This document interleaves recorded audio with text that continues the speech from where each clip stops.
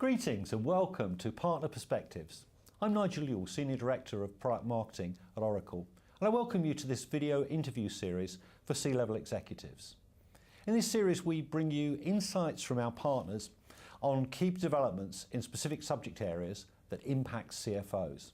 Today I'm joined by Paul Albert, Director of Finance Analytics at Deloitte, to talk about analytics and management information. Thank you, Paul, for joining us. Let's get started with talking about how the nature of management reporting has been changing for organisations. Well, the framework that businesses are operating at the moment is evolving quite dramatically. There's much tighter regulatory frameworks that we have to operate in. There are new business models that are being incorporated around digital services.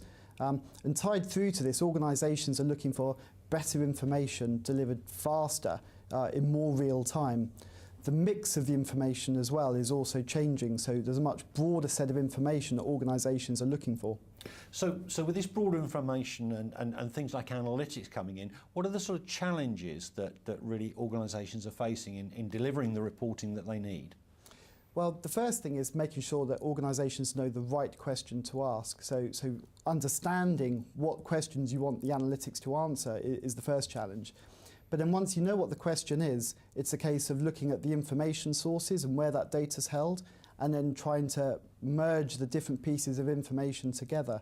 So a lot of information has traditionally been held on spreadsheets, and with spreadsheets it makes it quite inflexible in terms of pulling those disparate data sets together. So master data is another one of the key challenges that organisations have. Okay, so we've got this change of mix of information.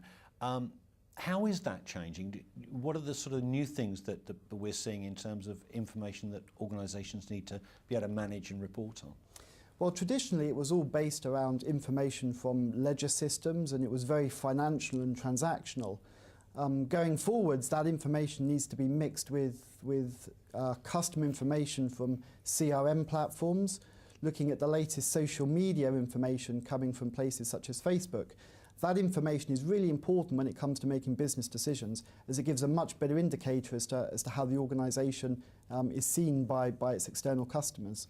So we're talking here about a mix of both structured, internal structured data and unstructured data.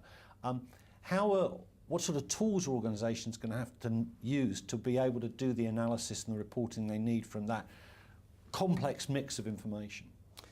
It's very much about the right tool for the right job.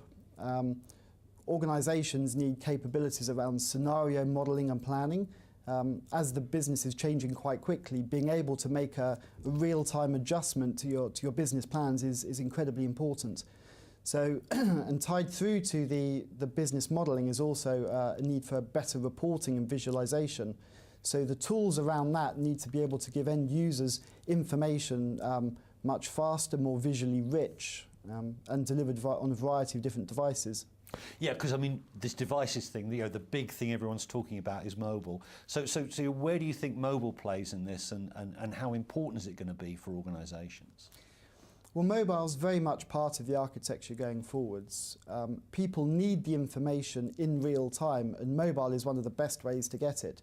But it's about choosing what information you want to consume on what device. So I don't think mobile is going to replace all of the traditional reporting. I think it's very much an additional aspect. Okay, so we've got all these changes, all these new things. What sort of advice would you give? What are the key things you think organisations should be looking at when they're looking around their analytics and their reporting as they move forward? Well, it's very much a case of the CFO and the CIO working hand in hand. We see leading organisations creating centres of excellence around analytics.